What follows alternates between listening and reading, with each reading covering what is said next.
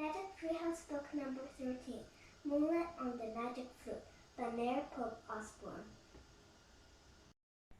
Chapter 10, Joy. Go, go, said Jack. Jack and ran through the great rows of rooms, through the next 3 rooms and into a room off the back terrace. Then they turned and hurried to a huge party room, with 1,000 candles and nearly burned up. They ran to the door that led out to the front entrance. "We have to leave. Good night," and said to the god. "Thanks for everything." The god opened the door, and they ran outside. "Keep going," said Jack. They hurried down a sweeping carved stairway that led to the giant square. A line of coaches were parked below, waiting to pick up guests.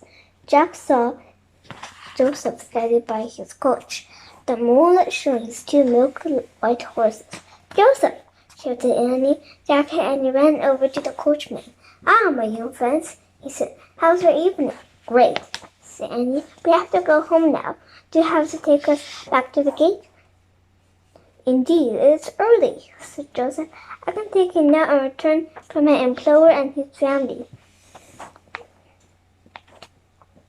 Joseph gave Annie his hand and helped her into the coach. Then he helped Jack. Joseph climbed up onto his bench and snapped the reins, and the 2 horses clamped over the cobblestones. "So tell me now, young lady," said Joseph, "did you have a good time at the party? What did you see and what did you do?" "I had a great time," said Anne. "I was received by Her Imperial Majesty. I served from lit with 1,000 candles. I made good friends, met some zoo animals, heard a great concert, and saw a silly clown." "Excellent," said Joseph. "And you, young man?" "I did all those things too," said Jack. "But the clown was the best part. He knew how to make his great use of his wits and his talents." And he laughed. Joseph drove the coach through the palace gate and stopped on the cobblestone street. "Where do you need to go?" he asked. "Oh, this is perfect," said Annie. "We can get our work here." "Thank you." Jack and Annie climbed out of the coach and looked up at Joseph. "Thank you, Joseph," said Annie. "Yeah, thanks a lot for the ride," said Jack. "You 2 are very mischievous," said Joseph. "You appeared out of the twilight and now you disappeared into the moonlight. We're magicians," said Annie. "Oh, it seems so," said Joseph, smiling. He tipped his hat. "Well, I had better return now. Good night, my young friends." "Good night, Joseph," said Jack and Annie.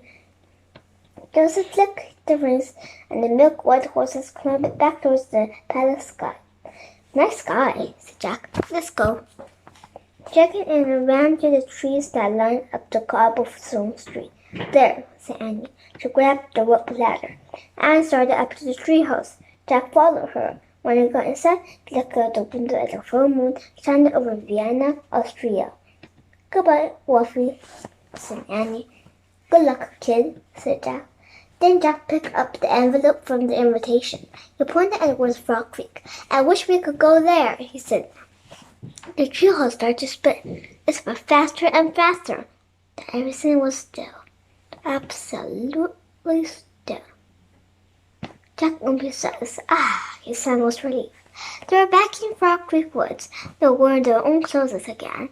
Jack was holding the magic flute. "Ready?" asked Annie. "Totally," said Jack. Jack carefully laid the flute in the corner of the treehouse. Then he and Annie climbed down the rope ladder and started for home. Jack was in such a good mood, he nearly bounced through the woods. The sun was going down, dappling the ground with a lovely light. The air was soft and smelled like new leaves. Jack knew a good dinner was waiting for them at home. When Jack and Annie came out of the street, they took off running down the street. They crossed the yard, scrambled on the porch, and banged through the front door. "We're back," Annie called. "Just in time." There's Dad sitting in the kitchen. "Dinner's in a few minutes." "Quick, before we eat," Jack said to Annie. He led her down over to the computer.